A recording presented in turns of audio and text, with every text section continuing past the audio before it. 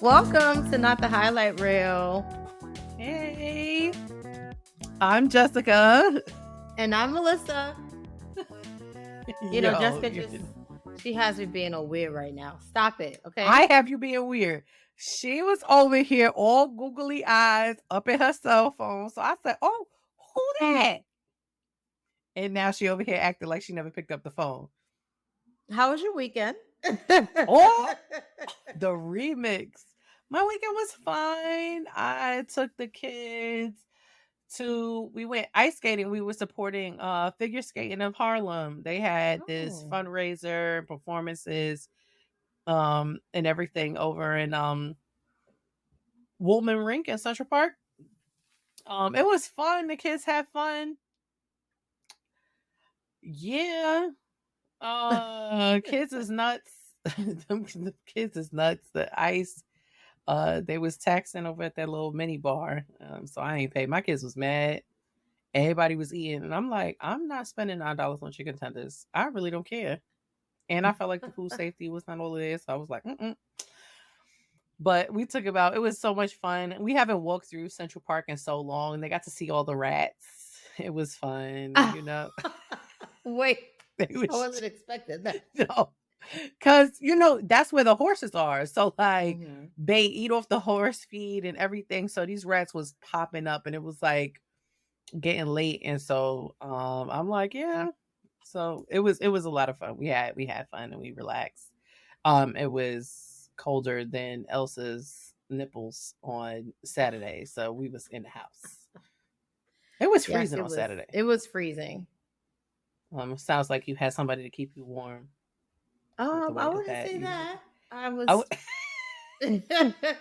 I was here just chilling, I was doing a little bit of work, watching a little TV. I love my TV time. And I'm not doing this with you. So my weekend was amazing. Let's get to the news. All right, our first story. I have renamed him Twitter Tom, but the artist formerly known as Elon Musk, he's wilding. And Twitter is $12.5 billion in debt, which is crazy because they won't even give me like a little line of credit over at the bank. And they got $12 billion in debt. But he is asking companies to pay $1,000 per month for verification and $50 for each sub account for their new it's like a gold check mark versus the blue check mark, which they're gonna give away. And it's giving the reverse velvet rope, like when the clubs put the velvet rope outside to make it seem like it's cool. I think it's a little bit late in the game for Twitter to start trying to do $1,000 for a business. So if you're like there's no differentiation on the size of business that's going to pay the $1,000, right? Like any business is $1,000 a month. Yeah, it's a no for me, dog. It's a big no. Like what? I mean, but also there are a lot of businesses that have profound social media campaigns, or like not campaign, but social media strategies and funnels that are essential to their sales strategy. And now there's all these things about being able to pay to get your tweet boosted and like all this different stuff that's going to mess with, people's bank. $1,000, I don't know, it just seems excessive for me. Like I don't know. Yeah, I wouldn't spend $1,000 on Twitter. I mean, you also need to understand, what are you driving traffic, right? When it comes to like online with certain things, are you driving sales? Like you said, the different funnels. Where is your audience? Because I think that's something also with marketing too. Like it is a test and you have to figure it out, but $1,000 is steep for some small businesses, right? Yeah. I can't see how especially for $1,000, and especially being like a small business where that $1,000 would make sense, or Mm-hmm. even a huge business where it's like, what is the check mark about to do? Right. I've Right? been Like if you're verified. Colgate, you're Colgate, right? Verified through God, right? Hello. Like, I've been verified through the right? Lord. Yo, but I don't know. I will see how Twitter Tom does with this. And good luck to him, because nobody's gonna pay it. Give up, brother. Absolutely. Um, all right. Our second little bit of news, which like literally shocked me. There's a police department in New Orleans that's just been given the authority to shut down businesses that they find to harbor violent crime. Um, it's basically just like a kind of chronic nuisance order, but they can shut your business down if they feel like you don't address drugs, theft, or violent crimes. Now, and it says address it in a timely manner. They can shut your business down for 2 years. Now, Wow. I understand New Orleans is like now the top city for like violent crime in the nation. And I understand trying to get it from every angle, but shutting down a business, it also like what is like there wasn't a lot of specific detail on like what the process was. It was just that before the police department can shut it down, they have to look at an array of factors. And I'm just like, can you prevent people being on drugs and shopping at your establishment, or stealing from your establishment, or committing crimes in your establishment? Like, how can you do that? I mean, this is going to disproportionately impact businesses in low income neighborhoods, or just Mhm. whether or not businesses want to open in low income neighborhoods, because the police department now has the right to shut you down for 2 years. They're saying they're gonna have some like racial uh securities built in. It wasn't very like clear on what that meant, but I don't know. I don't know how I feel about that. Like that make I can't see that being more helpful, because it's like they could do the same crimes trapping out the bando. So my business selling fish sandwiches, unless I'm a mobster, then shut me down for being a mobster, not the business that probably employs people. And like, what? Yeah. I I don't know. I'm interested to dive deeper, and I want to see like what comes out on the other side. Like, what are the data? What is the data saying? How many businesses were like? It's a lot to explore there. It's also a lot of pressure to put on a business owner that already Yo, has, as a business owner, you already have a lot of pressures. So it's like now I now have you're to supposed think to fight about this crime? too. Yeah. They want you to be Batman. Okay. Like they want us to be Bruce Wayne. You're going to change. So you, the police, can't figure out how to battle drugs, theft, and violent crime. You want me as a business owner to now what? I'm gonna stand in front of the business with a bat and say, "Hey, y'all can't come in here, commit the crimes on the street." What? And it says especially theft. Like, so if I'm getting robbed, you gonna shut me down? Yeah. That's crazy. I don't know. We're gonna keep a pin in this. We're gonna follow this for the rest of the year to see what businesses get shut down, and because it don't make much sense to me. Yeah. And yeah, In other news, another story, account professionals are exposing their fears around the Me Too movement. So it's nuts. it's It's crazy. nuts. It's But nuts. what the article says is that because the accounting field is particularly male dominated, they have been some concerns expressed around junior accountants and working with female junior accountants and things like that. And I'm just like, huh? What's happening? Yeah, so they were saying, so it's like they were saying that uh like in accounting in general, and then there were like some umbrellas over to like the business world in general of how no one wants to mentor people of the opposite sex. And although the largest segment here was men mentoring women who are their juniors, um there wasn't a big issue with mentoring during the day, but during or at risky places there was an issue. And I my concern, especially with this now being investigated, because this isn't just like an article, this is a research, like research, the University of North Carolina, this is real life research with data on how men are afraid in business of the Me Too era. And that gives me pause because I thought the point was like, don't be a person who commits sexual assault. Like, and that was the point, for that to make you afraid. I don't understand how that can make you afraid as long as you don't assault anyone. I think you're good.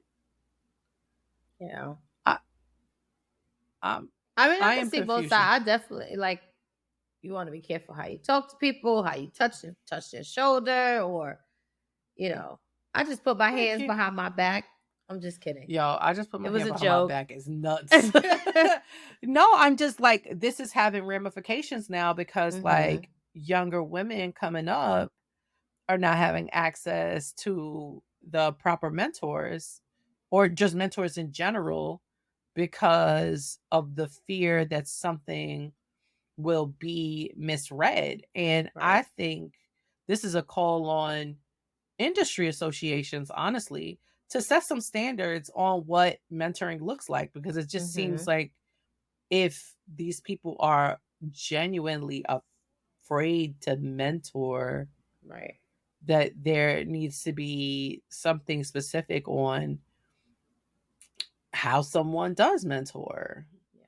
I mean, in general, I think mentoring oversight, because that's where a lot of this trickery starts to happen around. Mhm. Well, if you want me to get, to help you out, why don't you just come to my hotel room? Like No. the age old, like kind of thing. If that was regulated by industry associations somehow, like, like there's at least a place to report to Right. when someone may not feel comfortable enough to go to the police, or that the act itself wasn't egregious enough to warrant a police response, because the police damn near want to be present during it and still gonna have the questions. um Yeah. but I think this is also something that's really, really important to watch, because these social movements for equality have an impact in the business world. And I think it's going to get dicey over this time, as people have to be good people, which is nuts. Yeah. It's wild.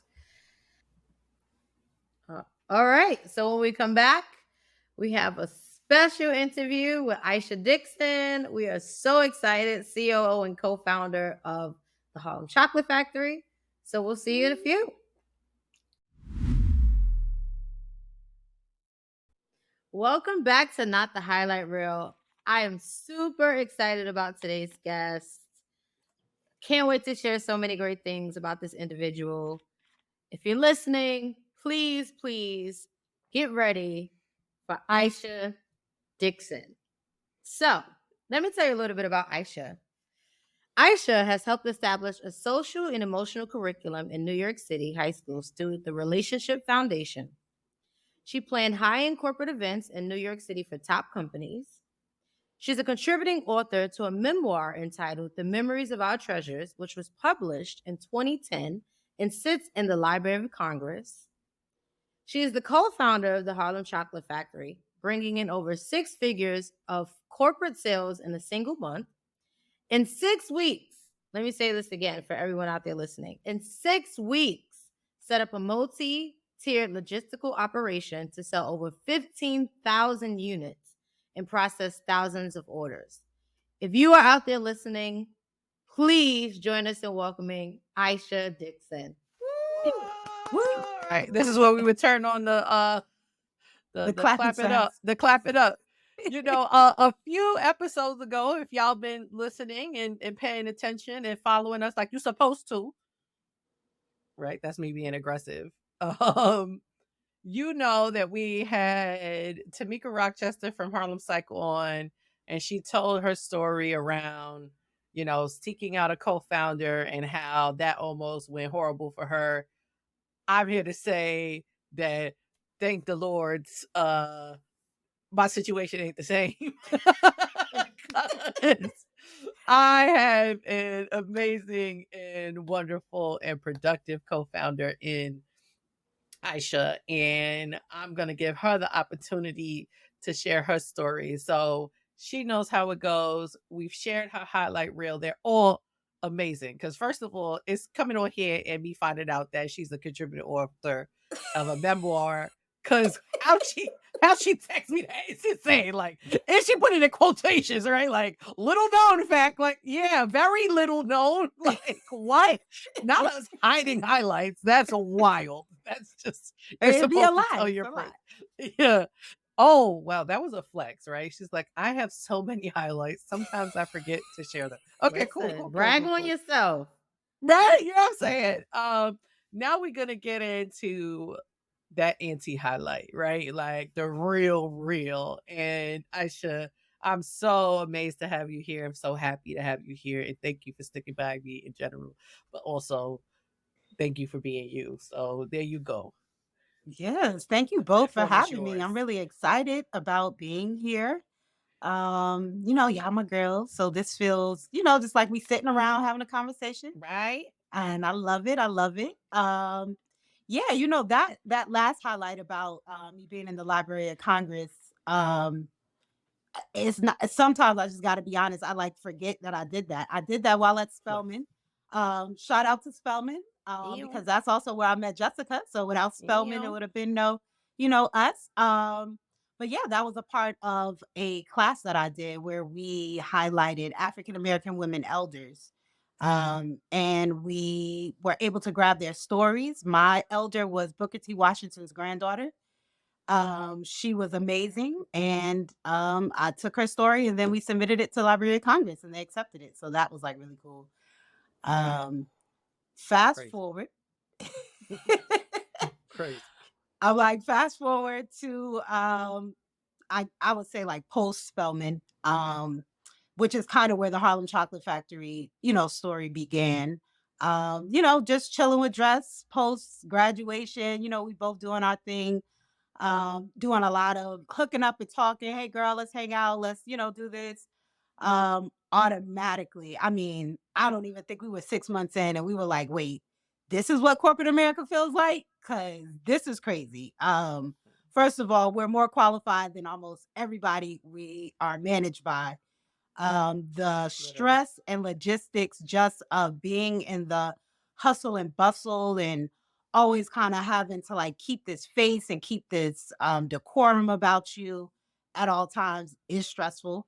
Um, and so, when Jess kind of like pitched the idea about Harlem Chocolate Factory, I was like, this sounds really cool. And it also sounds like I won't be having to listen to Mary Sue, who got the job from her uncle who don't know what she doing. So this all sounds good. All sounds It's the good. Mary Sue for me. Listen, Mary Sue called Uncle Jim, and Uncle Jim was like, as soon as you graduate, you got the job. You're gonna be VP of sales. Like, what? Yeah, No that's experience. nuts. So yeah, so that was kind of like, the birthplace of the collaboration. And from there it's just really been amazing. It's been an interesting journey, that kind of is just like learning, as you go, digging into what you already know, the skills that you've already honed, and being flexible to learning. That's definitely like the biggest kind of tool that you need to have to do this. Like you gotta listen, um because otherwise it just won't work. Through our time with Harlem Chocolate Factory, there have been just like a lot of like life changes and, things that have also come my way, which have been interesting. And one of like the main ones that I was, just telling Jess about coming on the pod to talk about is motherhood. So, that's like, I feel like sometimes either the most talked about thing or the elephant in the room that kind of nobody wants to talk about. And I think it's a spillover of corporate life. For most women, when they're pursuing kind of building, going up the ladder in corporate America, it's like taboo to also like insert here, I want children, because it's like, Yeah. oh, you're going to do this year one and then you'll be promoted and then here. And then it's like, okay, boom, boom, boom, boom, boom of all these other things. Where can I squeeze in a family? And Yeah. even using the phrase squeeze in is crazy because It's nuts. it's like this is our lives. We are not defined by our careers. We are defined by who we choose to be defined by. So, it's like if I want to have both, why can't I? Why can't I freely talk about it? Why can't I, put this also on my goal sheet? Yeah. And have it something attainable that I want to get to. So, when I found out that I was having my first child, I definitely was like anxiety through the roof, Yeah. because it's like, okay, is this a new business? I'm in, this new role, frankly, because like I was saying, you bring your skill set, but there's a lot of things you don't know, and you Yeah. either rise up to the occasion or fail. And, I'm just not the failure type. So I'm like, okay, we rising to the occasion.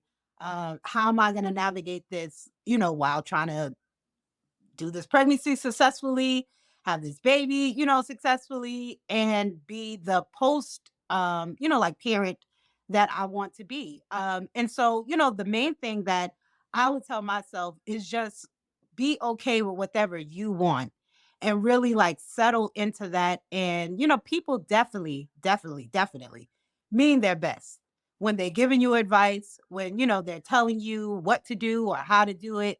But it really requires tapping into you and knowing who you want to be and kind of like blocking out the noise. Almost like the same thing like being a business owner. There are people going to tell you your business that's a stupid idea. That's not going to work. You're going to have to do it this way for it to work. And just kind of like resting in yourself like, no, like this is my vision. This is my company. I know where I want this to go. And really just holding on to that and being unapologetic about it. A lot of times I hear within kind of like, especially the entrepreneur, it's like, oh, you got to choose. It's like you got to choose the Yeah. kids or you have to choose the business. And Now, frankly, how was that? Hold on. I'm sorry. I don't mean to cut you off, but I'm saying, how was that when, because for we were so deep in trying to set this business up. This is after we've opened up our shop, right? Like I think it was different when we were doing this not necessarily after work, right? Like I think people sometimes don't really truly understand like our whole timeline of how it worked. Like we've always been working on this together. We just also jumping out the window and quitting your job is is something that you can't do when you don't have access to money, right? So there was a very kind of strategic plan, and I think that's been the crux of like what we've done. We've always strategically planned. Now, having kids is something you plan, and I remember talking about it and like you saying like this is a part of the life that you want for yourself, but also how do you strategically plan when it ain't no runway around like when exactly this whole thing is going to happen or whatever? Like how is that like getting into that decision in that mental space to decide like all right, listen, we we doing this thing, we having this baby, and then also we have this other baby that don't have no timeline on it, right? Like we know a child is gonna be able to do certain things at 1 years old. We know that a kid is gonna be able to, for the most part, mhm. God forbid, you know what I'm saying? We know that a child is gonna hit their developmental milestone. Oh, I'm learning from you. I'm learning from you. There are developmental milestones for children. But it's not so much the same in business. So how do you navigate one child that can't really tell you where it's at and then bringing another kid into that mix? I think the first thing is getting out of your head about perfect timing. So Mm. there literally is no perfect time to do it, because Mm. if you go into like, when do I jump in? You kind of always be like that double dutch, like you Yeah, like yeah, waiting for the right jump because, okay, I don't do it now. And a year later, we've already scaled. And now it's a new set of things to be done business wise. Okay, I'll wait even longer. All right. We in 20,000 retail stores. And you know what I'm saying? And it's like, yeah. it's actually always going to be something. And so I feel like the right time is really assessing you personally and like, do I have the support in the village to do this? Um, because the business is always going to demand what it demands, and you kind of can't go based on that because I just, especially for my age, I have to also say that because I have my first child at 33, so or 32, so it's like with that kind of timeline, it's not like oh, I can wait 10 years, or you could, but I didn't The want to. girlies So are doing it. I'm seeing no, the they're people. doing They it. You doing the could. 70 years Hey, I old. mean, Black Girl Magic, we'll have some kids all the way, Yeah. into our 40s with ease. Um, and so, that's just not, what I wanted. So, I just felt like there was no perfect time. And, I was just feeling with myself like it's just what I wanted in the moment, to, pursue that. And so, I did. I will definitely say, it was stressful, in the pregnancy period, feeling like I have to have everything, like set Oh up yeah. before I step Mm-hmm. out, from maternity leave, Yeah. while also literally setting these things up. So it's like Can setting we them. talk about you giving actual birth? Can you explain this nutso story? Like, cause I want somebody else to tell it so that so other people can comment. Please Well, comment and tell her she's a we nut, we gotta right? back up. We gotta back up because at the first time anything, you don't know exactly what's happening. So I mean, this was my first child. I don't know what labor looks like. Labor looks like many different things for many Mm-hmm. different people. Yeah. So I didn't know, like, was this Braxton Hicks? Am I really in labor? So I went into labor and I called Jessica, like, I think I'm gonna be late today. Because I'm having some pain. I'm not really sure if it's labor, but like, I'm gonna give it an hour or two, then I'm gonna come by. And she was like, I don't know what you just said to me, but I heard the word labor. So if I see you today, it's gonna be a problem. And I'm I'm gonna just like, knock you no, out. Sis, are you okay? You just what's said I'm going on? having labor pains. I'm gonna be a Yeah. little late, but I'm gonna come in. The anxiety. One thing that you were just saying, like, as far as like relating the business as a baby, it is a baby because I was nesting there too. It's like that same Mm. kind of idea, like making sure everything is good. This is in place. This Yeah, is in yeah, place. yeah. So you're like double nesting. So I think that's Okay. where that comment was coming from. Definitely after my second child, reverted back on that thought. That was insane. I don't know what I was thinking. I hope if I did come, you would have immediately kicked me out. I Um, was. I want you to know from deep down in the best crevices of my heart, I was kicking you out. It's so Uh yeah, it's interesting, in listening to you talk about and describe motherhood, right? And I'm not a parent. So I'm just listening to all of this and I'm like, this is so closely aligned in how you describe like getting prepared for motherhood or what motherhood looks like. Because as an entrepreneur, I think you never know, right?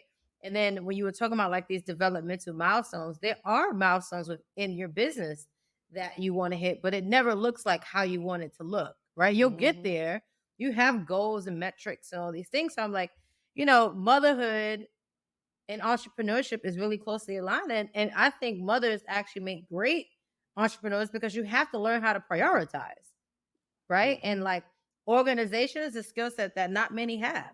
Prioritization is not a skill set that many have. And I think those are the superpowers that entrepreneurs need to highlight because you have to figure out like what's a low level task, what's a priority, how do I delegate. So I would love to learn because now you have two children, yes. right? What is different now with two children that you're like, oh, this is different, right? Like I kind of have this figured out. Or you talked about like, planning to step away. You Mhm. always have to have a contingency plan in business, right? So like now that you're like, I'm kind of in my groove, what does that look like now? So definitely what it looks like now is, I mean, if organization had to be tip top before, it's in super drive now because one, and I mean, I learned this, even before I was a mother from Jessica, how like every child is so different. Like Yeah. sometimes you can feel that you got it, then another will come, you like, okay, I'm back to square one. And so essentially that's how it was because my two boys are night and day, and how they are and what they need, and all of those things. So it definitely caused me to lean in even more and being like organized and having things kind of like set up. It also like literally Bruce Lee kicked me into a place of it is okay. What you not gonna get done today, what they may not be doing. Okay, they didn't make it to the park today. It is okay. Like I'm definitely that parent. I was a nanny before. I became a parent, so I kind of already have, that like skill set of what to do with kids, especially young kids under 5. That's like my smooth groove. I like those kids.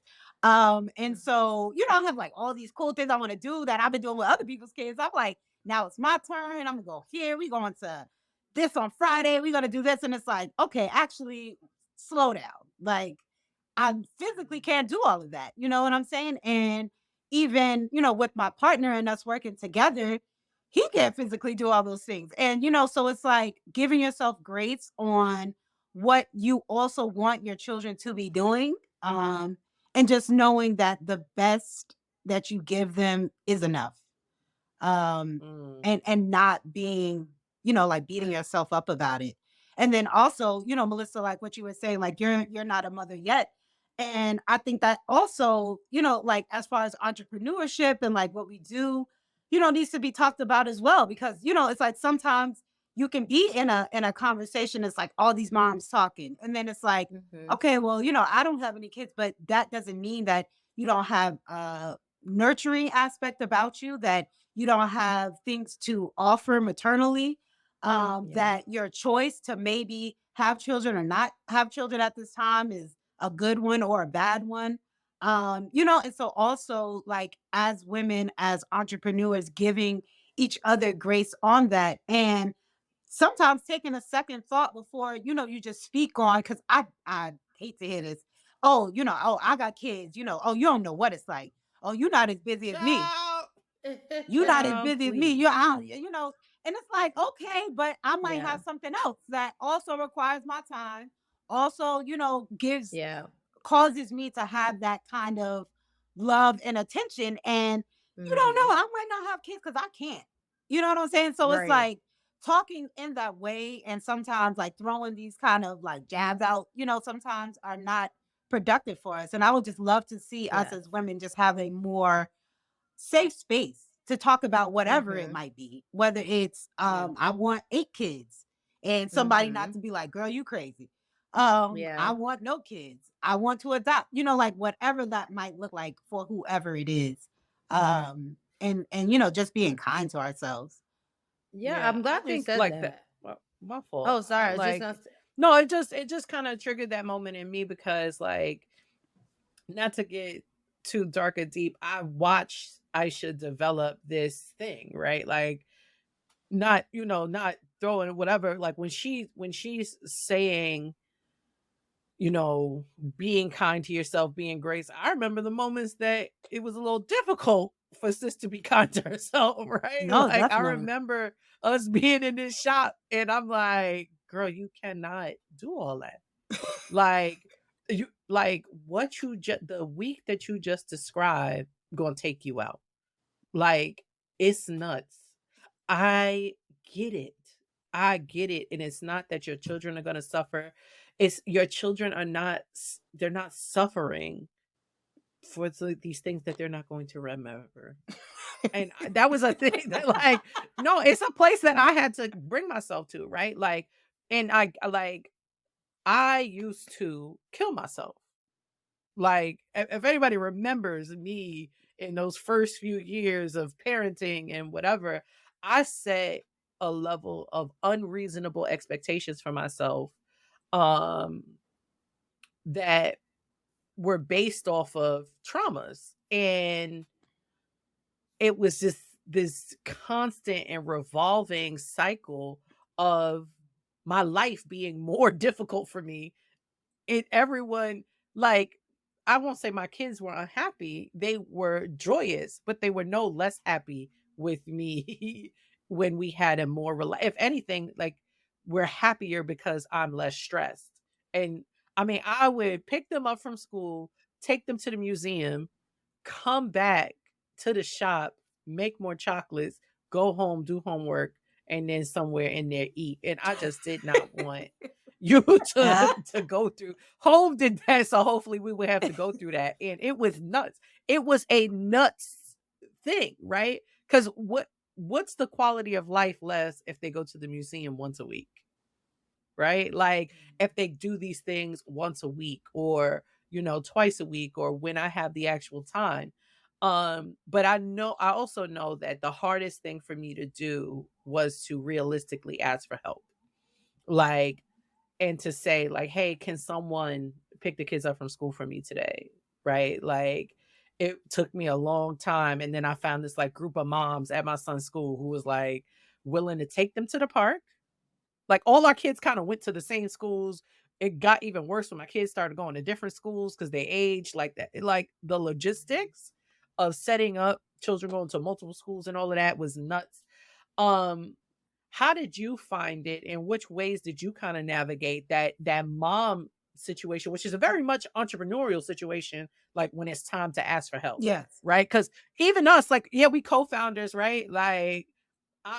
I'm a single parent doing it, but at the end of the day, like, in business, like, we're co-founders. That don't mean that we don't need help, Yeah. right? Like, everyone always need help. How did you navigate that process of like going from chief everything officer to like navigating like how you ask for help and your I network? think for me particularly, it wasn't the asking for help. It was me relaxing on dictating the help. Like, I Ooh. come from a family and kind of like an environment where it's very group. So, like, my mom, came when I had my first child. She was here for a couple of weeks. Like, I without kind of even asking, like, I expected that. My cousins are around, they're all helping me. But one thing I had to realize I was doing was also trying to give people step-by-step instructions on what to do when I'm not around. Yeah, I should And do so, that. and so that was where I had to learn, like, okay, you can ask for help, but also that does not mean that when you say, okay, at 3:05, give them 3 yogurts, and if he don't eat the first yogurt, you know what I'm saying? Like, when it gets to that, that's a level of control, and really it's coming from a place of anxiety. And so, it's like that's where I really had to settle with myself. Shout out to the Relationship Foundation for all of these, like, honing into my feelings. Like, that was transformative work. Wait, Because so so your anxiety used to make, like, when she says she leaves very specific fucking No, I was instructions, leaving note cards. I was leaving note cards. I want you to I was realistically say how even many note putting cards. rings on them Oh. with hole punches so that they would be together. I was laminating sheets. I was doing all of that, and I'm almost embarrassed to say this. I'm laughing because I'm like, your mom clearly raised you, right? Like, she was a mom before, so she knows how to do this. Bad kids, I don't actually. know. My mom is I don't know. Maybe I got this from my dad. My mom is definitely like a drop you off. I'll talk to you in a couple days. Like, I don't remember her being like that. But also remember, you the last kid. yes, that's It's a little true. different. You the This is last true. one. I No, was trying to it's tell the Aisha. lunch I'm like, commercial. Every kid is just one more level down. Like, I was trying to tell her, I'm like, yo, you gotta wait till that second one hit. When that second one drop, all this, the anxiety you feel, it's not that it doesn't go away. You start recognizing that the kid is going to make it, right? Like, even for us, right? Like, that, your second business, it starts becoming like, all right, I already did this before. Like, you yes, actually good. You're gonna make it. Like, if the Cheerios ain't organic, you're not you'll gonna be go. fine. You'll be fine, right? Like, and all of that. So So yeah, so how was with that? yeah, so with finally coming, it took a minute. I had Yeah, some yeah, we flare know. We ups. was here I had some flare ups. My partner had to hide my phone a couple times. all the But he time. also went through a thing too. We did a No, little flip because he no, was yeah, definitely like that. yeah, He y'all both asked nuts. he asked our child's godmother to FaceTime him every 30 minutes. What's up? And she just flat out told him she was not going to do that. So so it's like, it could just be like sometimes a parent thing, but I think also once I realized, like you said, like it's gonna be okay, that also allowed me to kind of take a break, and mentally from the business side as well. Like you kind of don't have to be so like a ring around the neck with everything. There Mm, are certain things you do have to be like, with like that because it just won't happen the way it needs to be. But there are other things. It's like I'm actually spending more time trying to micromanage than actually getting something done. mm, Um, and so, once you kind of realize like what you need to be like that with and what you don't, you kind of get in a groove. And then you see how things just turn out better in the long run because of it. If I'm trying to take a break as a mom and I'm texting every 20 minutes, I'm not taking a break. mm, So it's like letting that go. If I give an employee an instruction and I sat there and looked over their shoulder the whole time, I might as well have did the task. mm. And so I didn't save any time. Nothing good came out of that. And so like really resting and knowing the flow and what to do like that and what to kind of fall back on allows you to actually get more done and have a better peace of mind to be more productive. This is Wow, exciting. I would yo, say you guys have me like excited to make these little entities, right? Like I'm thinking about my kids as these little these entities. little entities. That's Yes, You true. please know? That's do. true. Please do. Yeah, And yeah, absolutely. that's Absolutely. Yo, exciting. thank you I'm so like, in the much. back of my mind, I always, like we started saying, there's so many correlations. It's like the birth of a nation, the birth of a business, and it's like Mm, that birthing process has so many things that mirror each other. And being able to pick something from the motherhood side and apply it to the business side, I think has been an advantage. Um, yeah. Yeah. I Yo, definitely this for was so dope. it This was. was And so I dope. just And want to say, because I Rachel Rogers, she has We Should All Be Millionaires.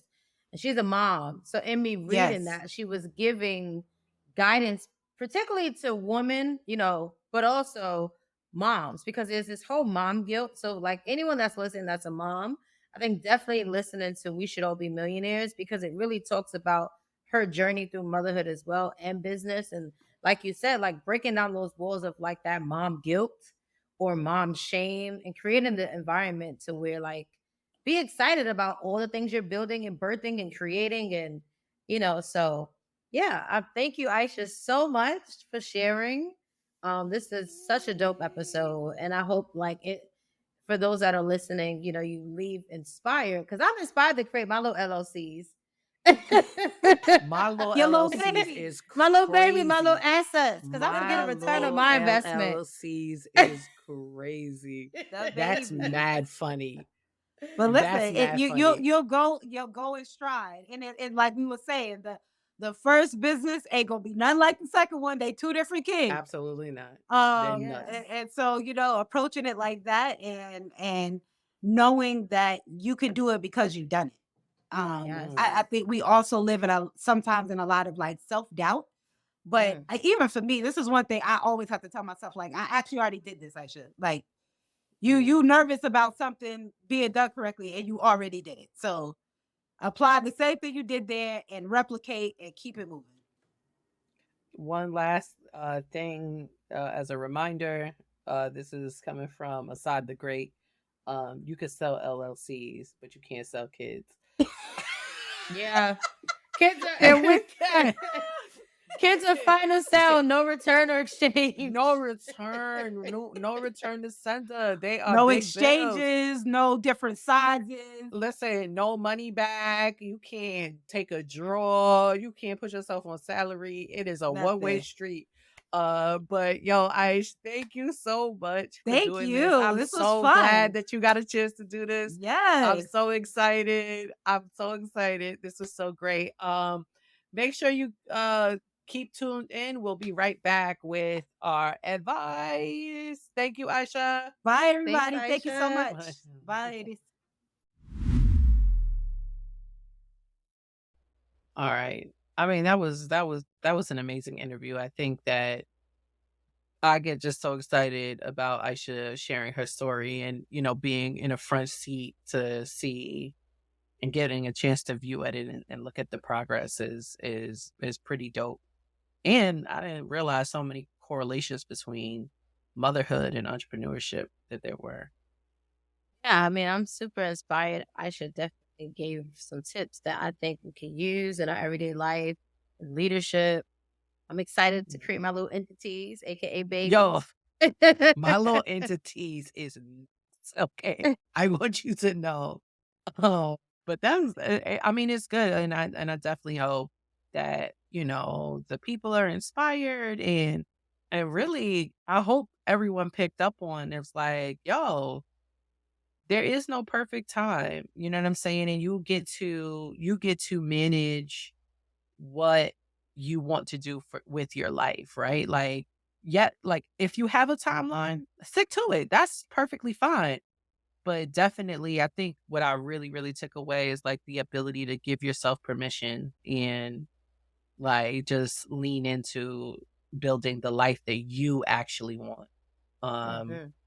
and so I hope you guys enjoyed as well. Here we go. We're at our closing tip. We're gonna take this right from Aisha's, right? Like learning to delegate and actually using your help. It makes no sense to ask for help if you're just going to insert yourself into the task anyway. Thanks again for listening to Not the Highlight Reel. We want to thank Asha Dixon. If you want to learn more about her, check out the links in the show notes and follow us on socials. Search for Not the Highlight Reel podcast. Not the Highlight Reel is a production of Rifelion Media. We'll be back next week with another anti-reel just for you. Until next time, I'm Jessica. And I'm Melissa. All right, guys.